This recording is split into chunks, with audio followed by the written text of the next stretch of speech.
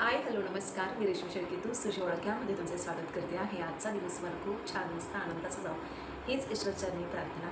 आणि खूप जणींनी माझ्या मागच्या व्हिडिओमध्ये खूप छान छान कमेंट्स केल्या, छान माझा व्हिडिओ खूप जणींनी शेअर केला आणि खरंच त्या कमेंट्स वाचून मला एवढं एकदम वेगळं फीलिंग झालं की किती जणी छानपैकी कनेक्ट होत आहेत माझ्याशी, माझ्या विचारांशी, माझ्या जे काही मी व्हिडिओ टाकते आहे, सगळे थॉट्स विचार मी कसं मॅनेज करते, जे काही मी टिप्स वगैरे सांगते त्या रिलेटेड एवढ्या जणी छान रिलेट करतात की आम्हीसुद्धा असंच करतो किंवा तुझे व्हिडिओ बघून आम्हाला म्हणजे असे व्हिडिओ बघायला खूप आवडतं वगैरे। तर ते खरंच खूप इमोशनल कमेंट्स आहेत माझ्यासाठी, कारण की सगळीजण एवढ्या छान पद्धतीने कनेक्ट होत आहेत माझ्या व्हिडिओला। तर ते खरंच खूप भारी वाटेल, व्हिडिओ खूप छान गेला त्यासाठी।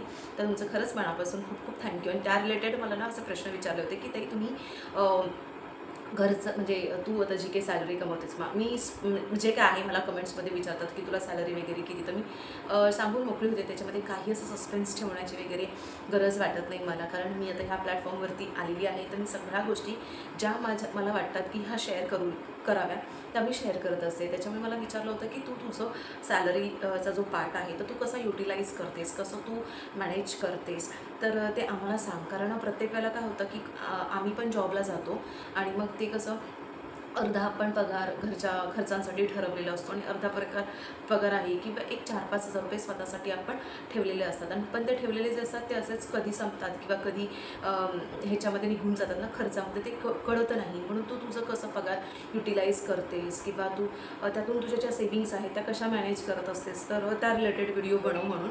तर मला काही फारसा एवढा जास्त पगार नाही आहे की मी जास्त सेविंग करेन, कारण माझ्या पगारातून सगळ्या गोष्टी मी हळूहळू मॅनेज करत असते। आणि पूर्ण घर खर्च, सेविंग म्हणा किंवा इतर खर्च, घर खर्चाच्या व्यतिरिक्त इतर खर्च प्रचंड असतो। तर त्या रिलेटेड मी आज व्हिडिओ बनवणार आहे। व्हिडिओ सुरुवात करायच्या अगोदर माझ्या चॅनलला कोणी नवीन असाल तर प्लीज प्लीज प्लीज रिक्वेस्ट करते माझ्या चॅनलला सबस्क्राईब करा। असेच व्हिडिओ माझे मागील देखील आहेत, तर ते सुद्धा जाऊन बघा, तुम्हाला नक्की आवडतील। चला व्हिडिओला सुरुवात करूया। मुळात म्हणजे माझा जो काही पगार आहे त्या पगारामधून ना मी ॲज अ कन्सल्टंट चार्जेस म्हणून मी माझं बिलिंग करते।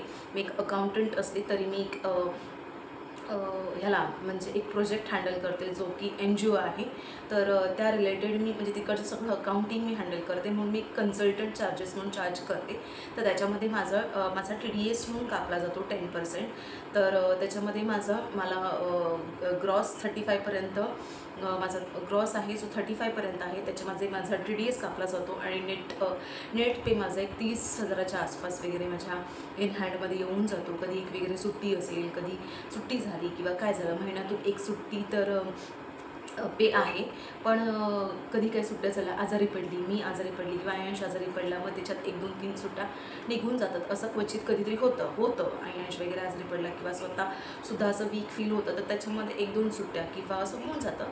तर एक जवळपास 30,000पर्यंत मग माझ्या हातामध्ये ती सॅलरी येऊन जाते। आता ती सॅलरी मी कशी वापरते, तर मुळात म्हणजे खूप जणींना माहिती आहे की, आणि माझ्या सगळ्या व्हिडिओमार्फत कळतंच की मी आयांशला डे केअरमध्ये ठेवते। तर त्या डे केअरमध्ये आयांशचे पैसे आहेत 6,000 रुपये भरते मी दर महिन्याला। त्याच्यामुळे ते 6,000 तिकडे जातात आणि मग तेवढ्या पगारातून ते 6,000 निघून गेल्याच्यानंतर माझ्या हातामध्ये 22-23 हजाराचीच अमाऊंट उरते।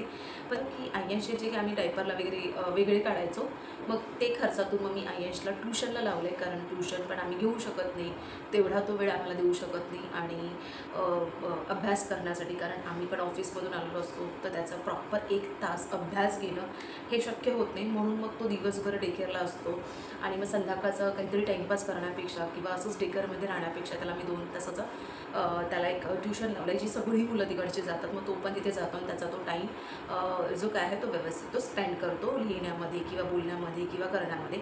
तर तसे आहेत। त्याच्यानंतर घर खर्चासाठी मी एक वेगळे म्हणजे 7,000 रुपये काढून ठेवते आणि त्या रिलेटेड मी व्हिडिओ बनवेनच। तर ते 7,000 निघून गेल्याच्यानंतर त्या खर्चाच्या नंतर बराच खर्च असतो, जो की तुम्हाला सांगते, घराचं लाईट बिल असतं, केबल असतो, आपला रिचार्ज असतो, त्याच्यानंतर एक सोसायटीचं मेंटेनन्स असतं, त्याच्यानंतर आयांशच्या व्हॅनची फी असते, त्याच्यानंतर मग एक इमर्जन्सी फंड म्हणून असतो, तो त्याच्यामध्ये निघून जातो. त्याच्यानंतर आणि अशी स्कूलची फी असते, स्कूल फी, आणि त्याच्यानंतर जे काय असेल तर ती माझी छोटीशी सेविंग असते. आता माझ्याकडे 22-23 हजारामध्ये एक 7,000 एका साईडला गेली, तर त्याच्यानंतर 1500 मेंटेनन्स आहे आणि 1580 व्हॅनची फी आहे, जे की आता स्कूल वगैरे बंद झाली तरी पण 1500 वगैरे पे करावेच लागतात 12 महिन्याचे, ते आहेत. रिचार्ज आहेत, आपल्याला 2 महिन्यांनी 3 महिन्यांनी 1000 रुपयाचा रिचार्ज मारावा लागतो, तो आहे. केबलची फीज आहे, वायफाय वगैरे आम्ही नाही म्हणजे लावलं आहे त्याच्यामुळे ते नाही, पण वायफाय केबलची 500 रुपये आहे. मेंटेनन्स पण आमचा 1500 आहे. तर ह्या सगळ्या एकंदरीत गोष्टी जवळपास 6-7 हजारापर्यंत होऊन जातात. आणि मग तेवढाच म्हणजे जेवढं मी घर खर्चाला घेते तेवढाच खर्च इतर खर्चांना होतो.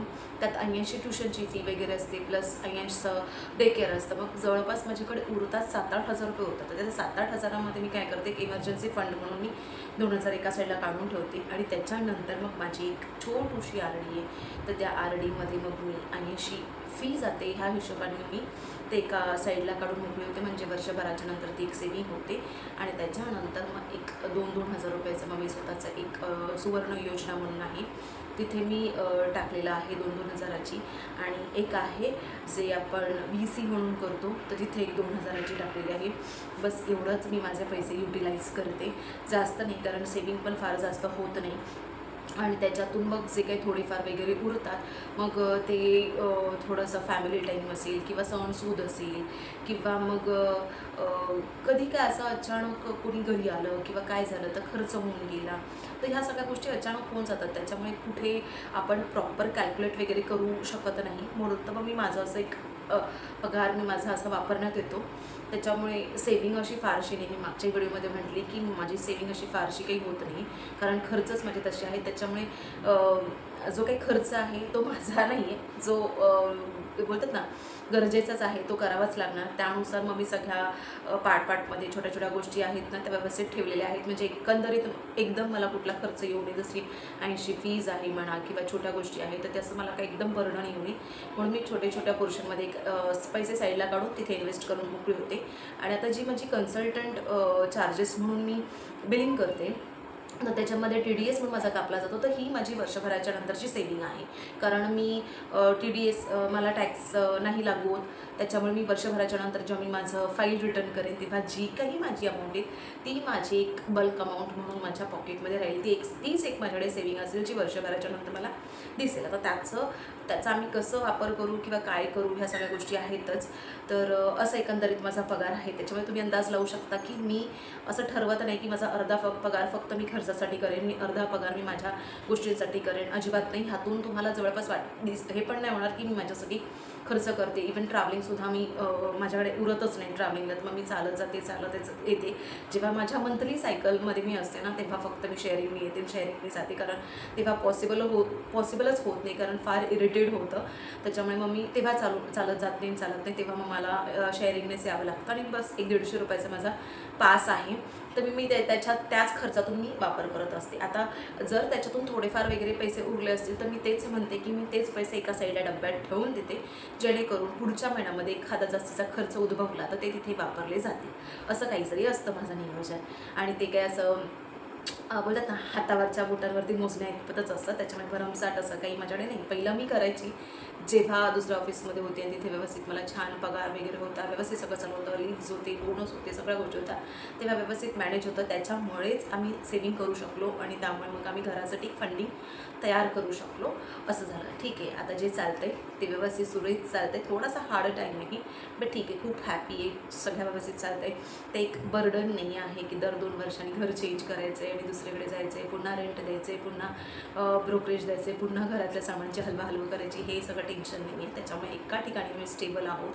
थोडा कठीण प्रवास आहे 2-3 वर्ष, बट देवाच्या कृपेने सगळ्या गोष्टी छान चालू आहे सगळं. आणि मेहनत करण्याची तेवढी ताकद आहे, त्याच्यामुळे देवाचे आम्ही ऋणी आहोत. सगळ्या गोष्टी स्मूथली होत आहेत, कुठल्याही प्रकारचं काय म्हणतात अडचणी न येता. सर एवढंच तुमच्यासोबत मी शेअर करेन. आणि बाकीचं दीपकचं वगैरे आहे जे काय आहे ते त्यात हे जे काय आहे ते इन्व्हेस्टमेंट रिगार्डिंग सगळ्या गोष्टी आहेत त्या मला तेच मी म्हटली काही गोष्टी मला शेअर करायच्या त्याच मी तुमच्यासोबत शेअर करू शकते. जे मी माझ्याबद्दल आहे तेच मी तुम्हाला सांगण्याचा प्रयत्न केला आहे. आय होप तुम्ही खूप जणी मला समजून घ्याल, कारण गोष्टी पर्सनल ज्या काय आहेत प्लॅटफॉर्मवरती शेअर करणं चुकीचं वाटतं. फक्त मला वाटतं की माझ्या रिलेटेडच सगळ्या गोष्टी तुमच्यासोबत शेअर कराव्या ज्या तुम्हाला उपयोगी पडतील असं. आय होप सगळ्या जणींना समजलं असेल, कारण मला सारख्या कमेंट्स करत असतात की ताई तू कसं मॅनेज करतेस, काय करतेस, ह्याबद्दल नक्की व्हिडिओ बनवेन. तर त्याबद्दल मी तुमच्यासोबत गोष्टी शेअर केलेल्या आहेत. ह्याहून बेटर जसं होईल तर मी ते सुद्धा तुमच्यासोबत नक्की सांगेन. आणि होप सो तुम्हाला हा व्हिडिओ आवडला असेल. चला आता ऑफिसला मला निघायची वेळ झालेली आहे आणि कोणी माझ्या चॅनलला सबस्क्राईब केलं नसेल तर प्लीज सबस्क्राईब करा. पुन्हा भेटू छानच्या व्हिडिओसोबत. तोपर्यंत काळजी घ्या, मस्त राहा, आनंदी राहा, आई वडिलांना अजिबात दुखावू नका, तुम्हाला सेफमध्ये करा. बाय.